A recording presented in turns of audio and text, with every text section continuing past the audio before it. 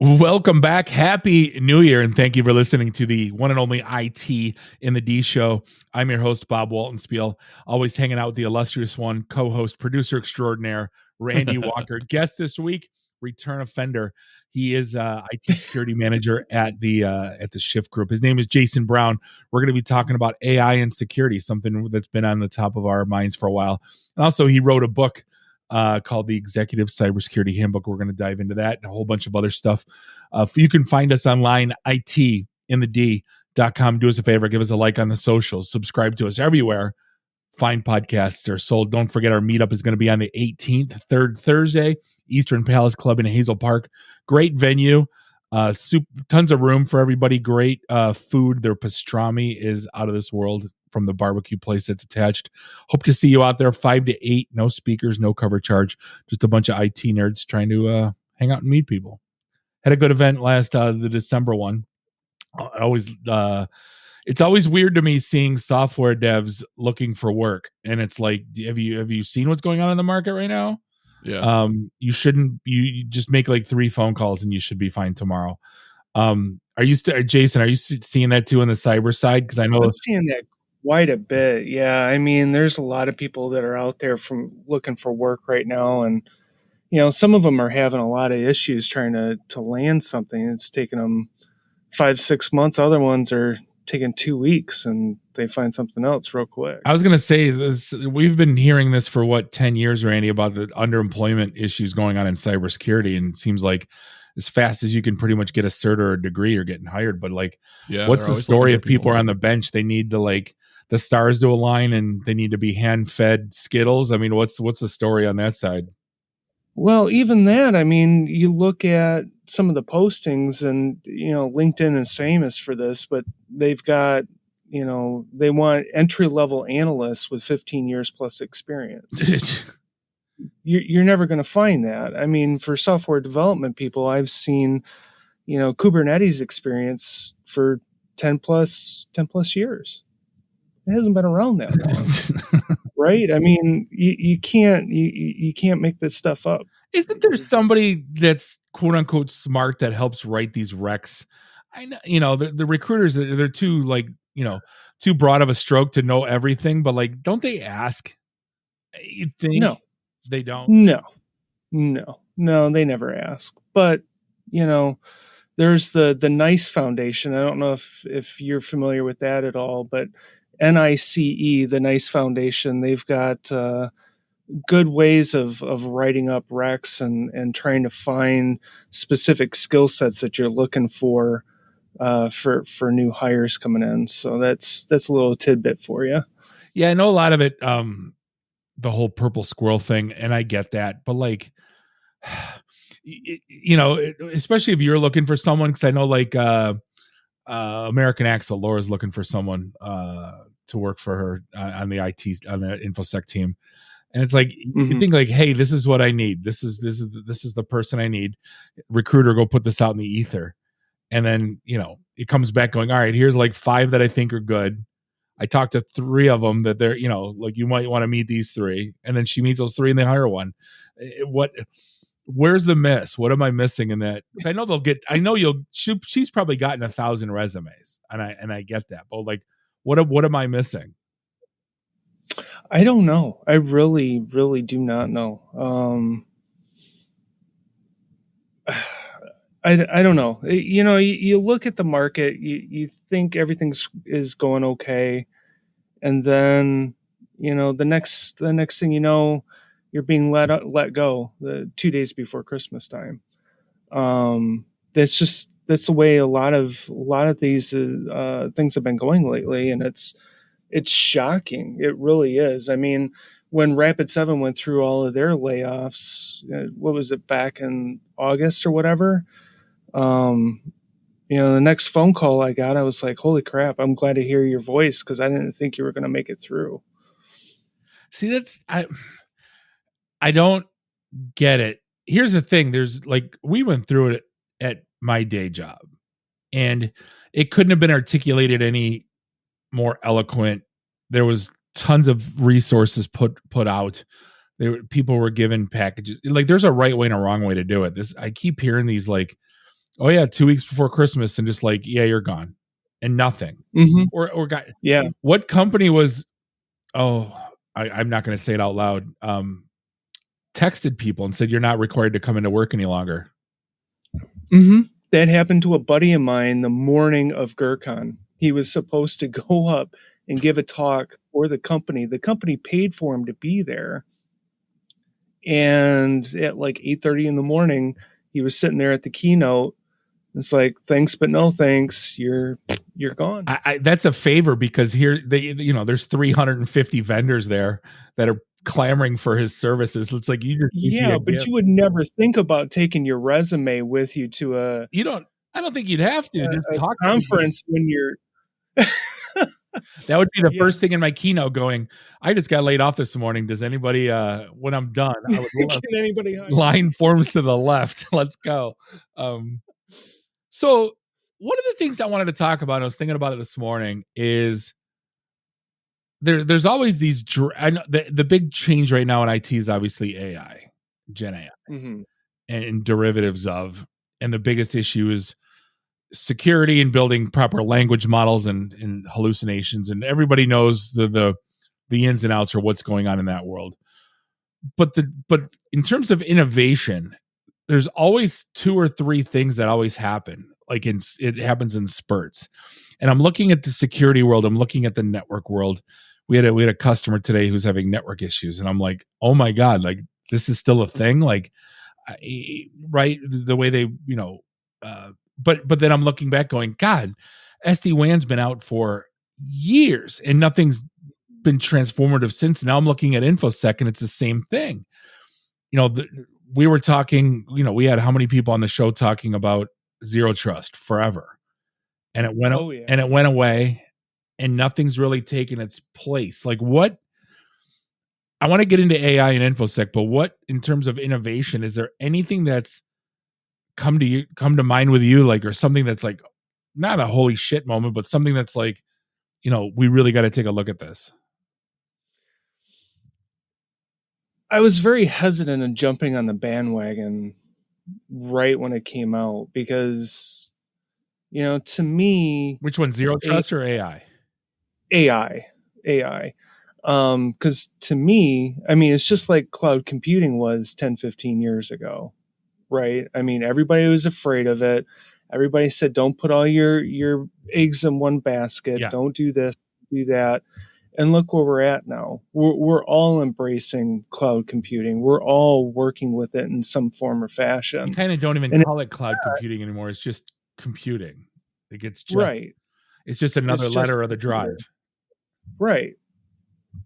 So I see generative AI being the exact same thing. We're in the midst of it right now. We're afraid of it because we don't understand it. And then, 10, hopefully not 10 years down the road, but maybe 5, 6 years down the road, we're all using it. We're all using some form of AI. Copilot to me has been somewhat of a game changer. I haven't used it a ton, but the things I have used it with has been amazing. I mean, being able to find answers to questions almost immediately.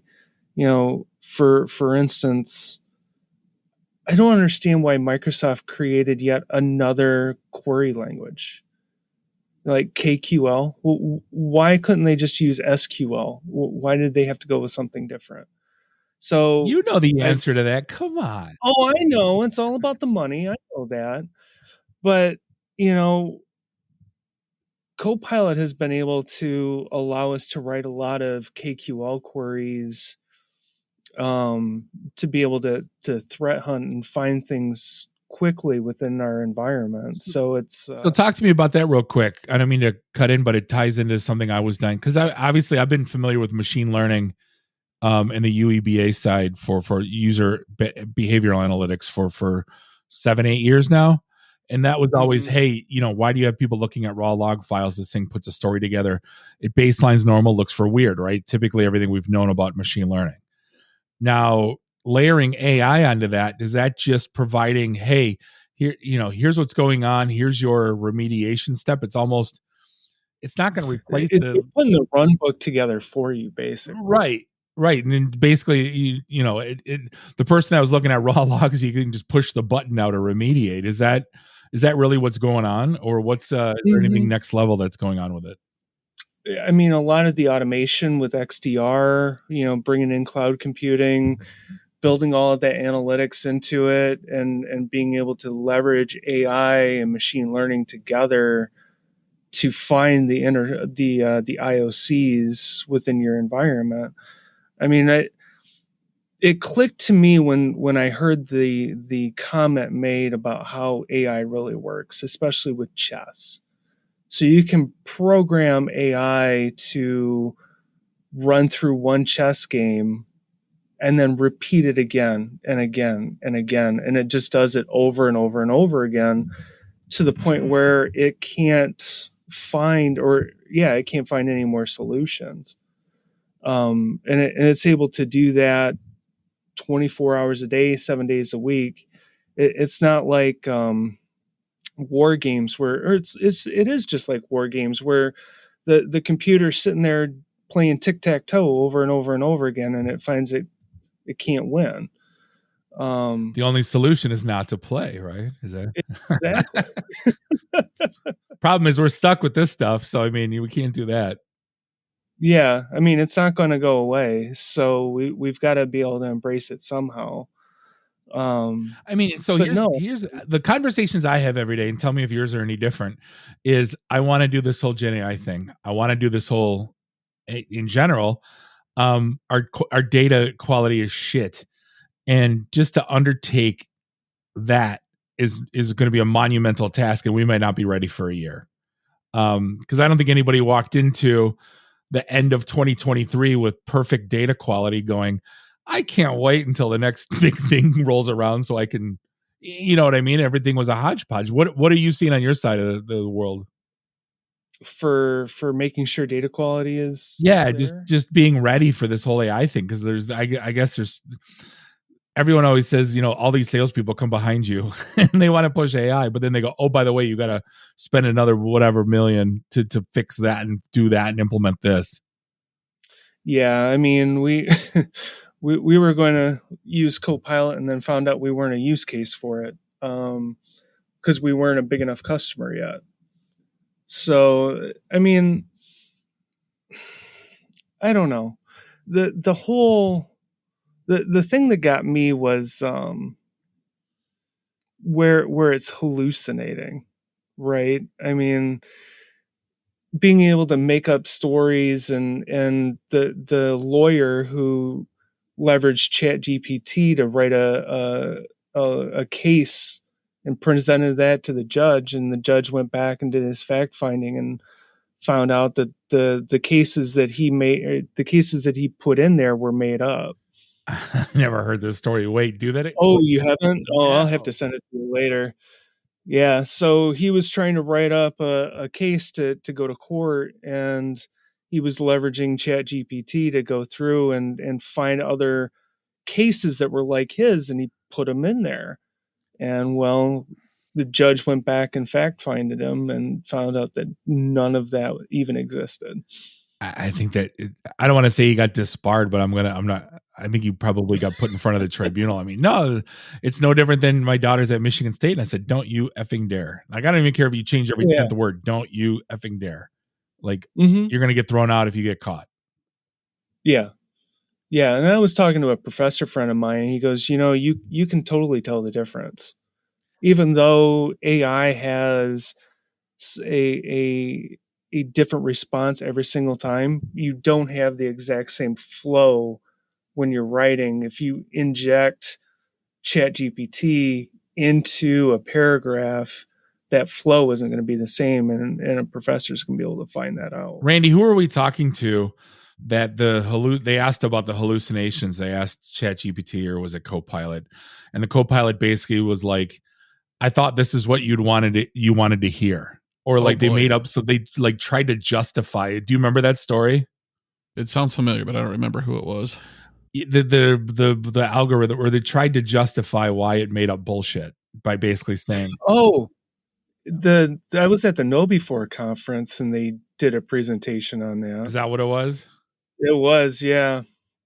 So, so KnowBe4 is a security awareness and training company, and they hold a conference every year.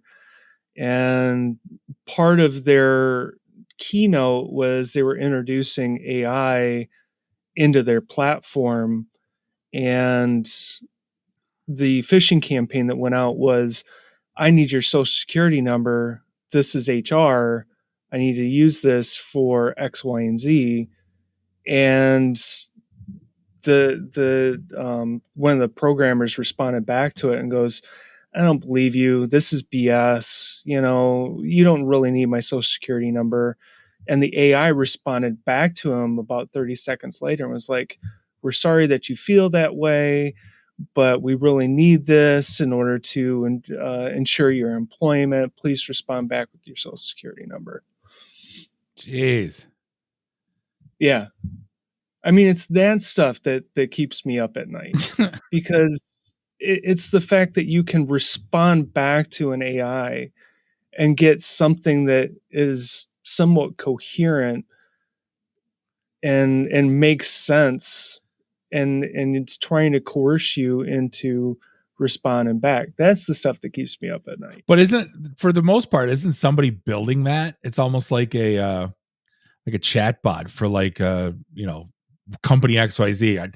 Don't they have to build the if then models for those chat bots or for those models? For the models they do, yeah, but it's pulling up dictionary words and building the sentences based upon all of that. It's not pre-canned responses.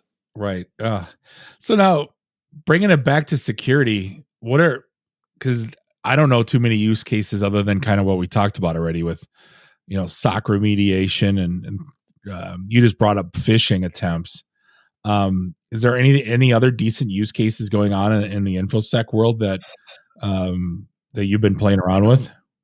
No, nothing I've been playing around with. Just ideas that I've been thinking about. I mean, it would be awesome if AI would be able to dive into low speed networks and be able to pull out the various applications and in real time. It's kind of sounding like SD-WAN, but in real time fluctuate the traffic.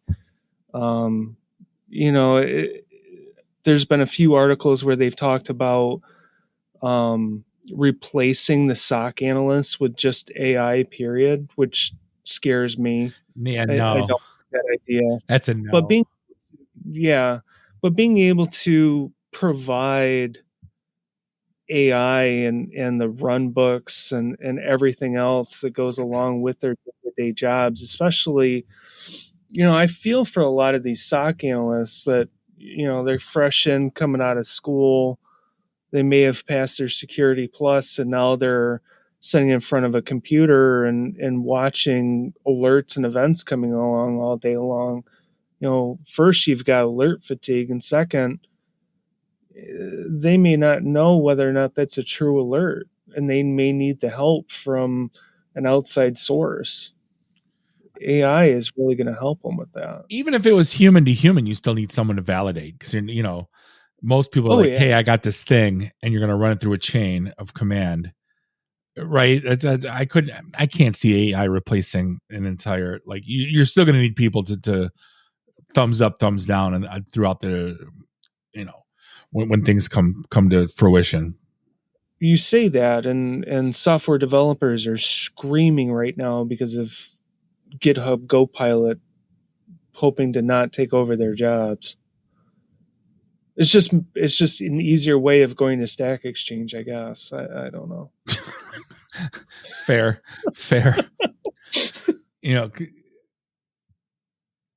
Because again, I want to dive in a little bit still in the InfoSec thing, on innovation. It's driving me nuts that nothing's changed really in the last 3-4 years. Am I just not living and breathing in your world, or am I just reading the wrong things, or what it seemed like there was a new product and a new vendor every 2 days, and now it feels like that just screeched to a halt. Am I completely off base? It did. I mean, I think, what was it? EDR and XDR just came out to me overnight. I mean, that was a complete change in the way that we handle malware. And I think the ZTNA portion of VPNs have come out quite a bit and have helped out easing the mobility part of it. And then AI. I think those have been the three big ones that we've seen over the last 3 to 5 years. None of them have made a significant impact on the infosec world, other than the AI portion of things. I don't know.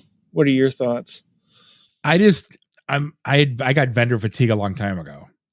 And I bring it up to CISOs all the time when I talk to them. Like, how do you make sense of this God blessed chart where you have 16 different whatever stacks of infosec, and then you have your top 15 vendors for each one? It's like there's no way you meet with every rep on these. You can't, And a lot of them just answer like, yeah, we back channel and we figure out what's best of breed and who's doing stuff right and who's expensive and who's not. Because it's like, and everyone's got a different story. I mean, I was telling someone today, I had a contractor over just to do some siding work, and it was a pretty basic job. And one guy came in at almost 20,000, and another guy came in at 3. And I'm like, this is a commodity. So I can't imagine what you guys go through having either to buy software that you really don't know where it starts and stops because you have some rep and a solutions architect that may or may not know the intricacies of this, product. Mm-hmm. And it's just, how do you make sense of it? It would absolutely, and then how far do you go in the stack? Yeah. Cyber insurance told you need to buy endpoint, but you were running just fine the last 3 years without it. Or half the people I knew were. Yeah. No, I mean, I don't know. We've seen a lot of regulatory requirements come out over the last 5 years from the SEC and the reporting part of it. We've seen, oh my goodness, I'm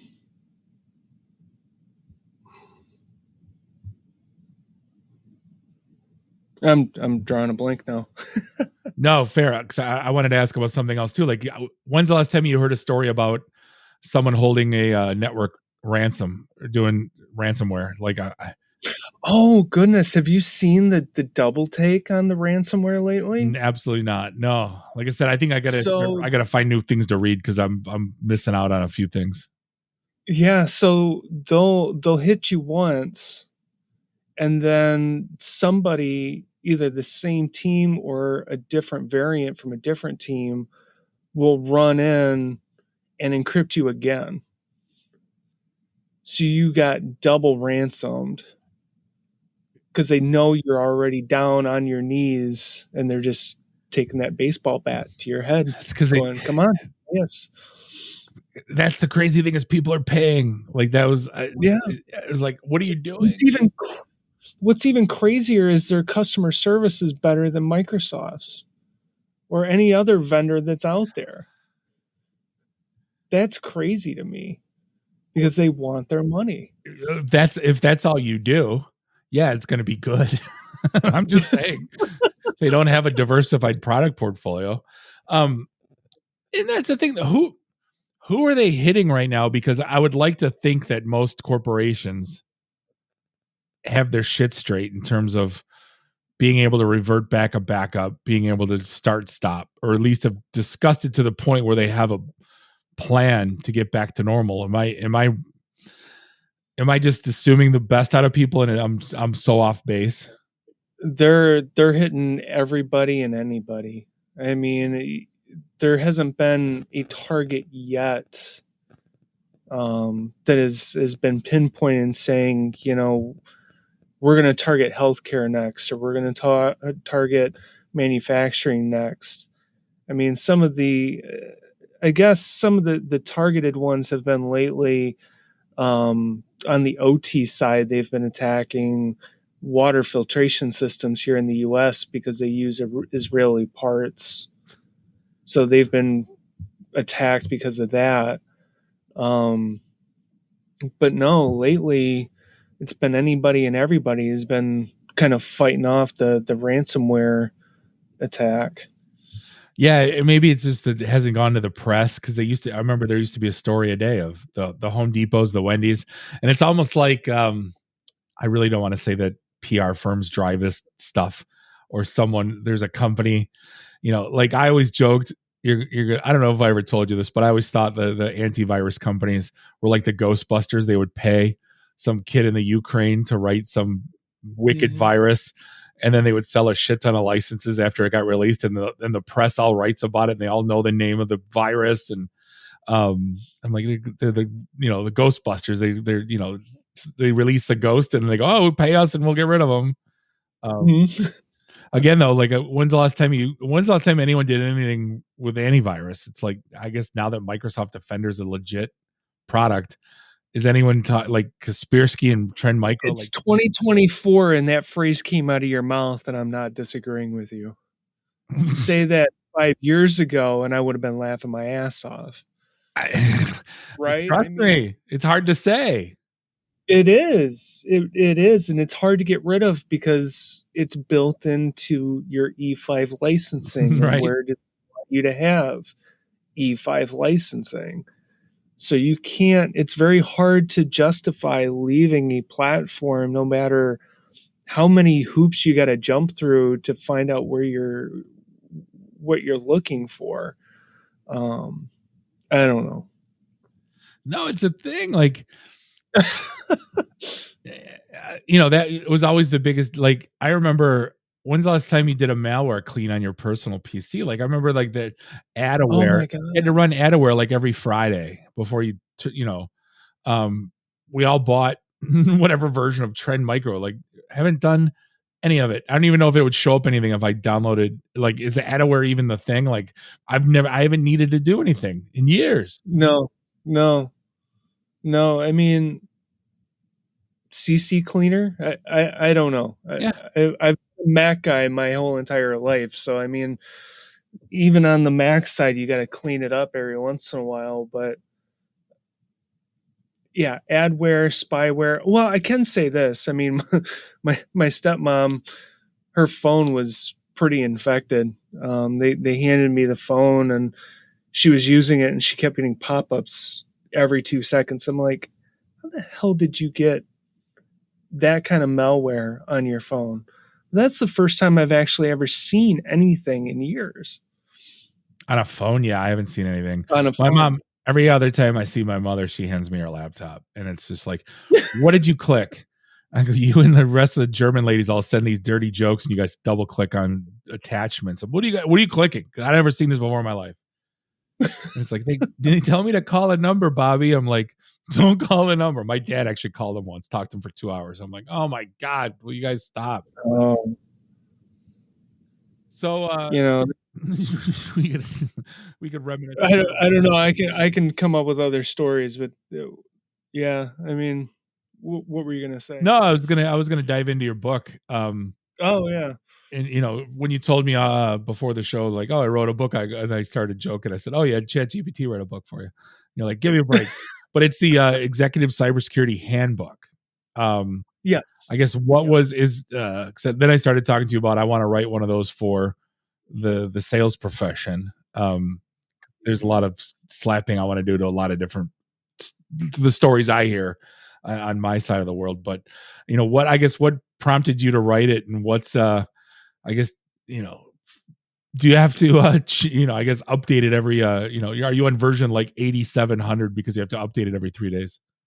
Yeah, no kidding. No, and it's funny because I still get that question all the time about, did you get ChatGPT to write half your book for you? And it's like, that's kind of cheating. You realize that, right? Yeah. No, but being a CISO and a virtual CISO for a number of organizations, it was glaringly obvious that we needed some help from somebody to come in and try to lay the foundation of what a cybersecurity program kind of looks like.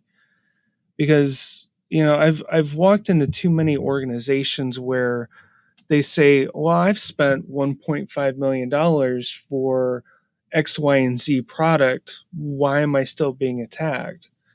And it's never been something that has clicked in people's minds, that trying to go back to just the foundation and the basics of what cybersecurity looks like. The first job I had, we put there was a firewall at our front door, and it had an any rule in it, and it's like it clicked the checky box, but it didn't do anything else for us. And that has been the MO in cybersecurity for the last 20 years. And that was I remember in the early days, like, are you, like, generic question, are you guys secure? Like, oh yeah, we got a firewall, we're good. That was the running joke. Yeah. So in terms of I guess the handbook, what's the not to get too much into the details, I don't give away too much, but like, are you, what's your spin on, because everyone else does kind of a hybrid, right? NIST framework, peer group, their own personal conviction stories. What do you bring into the table that's unique in terms of what you learned over the past 15, 20 years of your career? Just trying to understand the basics of cybersecurity, picking a framework, like you said. The book works with the NIST cybersecurity framework, along with the Center for Internet Security, critical security controls. But it goes into ISO and some of the other ones. It talks about how to develop a policy, standard, and procedure framework, because a lot of organizations tend to have issues writing policies effectively. So I wanted to get that put in there, and just some things to look forward to for the future. Nice. You on Amazon? Where can you find it? Yeah, no, it's on Amazon. Cool. I'll post a link in the show notes, and I'll grab a copy. Oh, well, thank you. I want to check it out, because like the way things have evolved, I guess in my world, I'm kind of like, with me, it's all identity, and everything else is kind of secondary and tertiary. Maybe I'm wrong, but to me, that's what it feels like. That's the way the world moves right now: is privileged access, identity management, and then you figure the rest of the shit out. And I always say I'm a crackhead, but you can validate that I'm a crackhead. Mm-hmm. I won't say anything, I promise. Like, that's why you're in sales, Bob, and not managing security for companies, right? But hey, Jason, it's always great to talk to you. Always great catching up. Always learn something new. I'm going to ask you the question. When do you start putting out the 5-timers jackets? Are you 5-timer now? No, I'm a 3-timer. Oh, you gotta wait probably another. I gotta wait 2 more. I'm just plugging away right now. You've been on more than 3 times. I don't know. Randy will look it up right now. He's good at that. I want to say it's 5, because you were on Merit already. You've been on twice, 2 or 3. Oh, that's right. I went on twice at Merit. That's right. You got the Booker. You get a Booker T, the 5-time world champ. Yeah, that's. But hey, we'll put your LinkedIn info and your the link to your book on the show notes. But always good to see you. Always good catching up with you. Appreciate it. Yeah, thank you, buddy. I appreciate it. Jason Brown, Shyft Group. That's going to wrap things up. On behalf of Bob and Randy, do us all a favor. Drink up your drinks. Get your phone numbers. You don't got to go home. You just got to get the hell out of here. See you next week. Drive careful. Beat it.